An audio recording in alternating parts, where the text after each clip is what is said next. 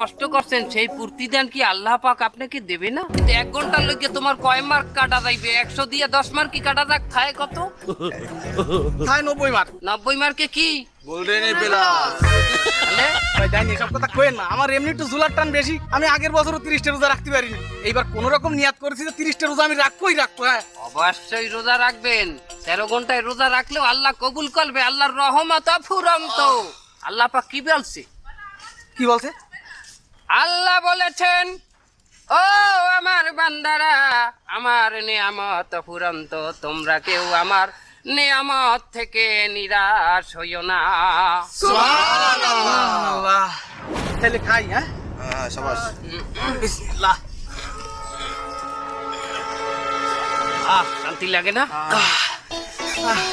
আচ্ছা, কিন্তু আমি কি মসজিদে ইফতারি করতে যেতে পারবো? কেমনে? কেন? কারণ তোর রোজা ভাঙ্গিয়া গেছে। আরে আল্লাহ, আমি শয়তানের ধোঁকায় পড়ে কি পাপ কাজ করলাম আল্লাহ।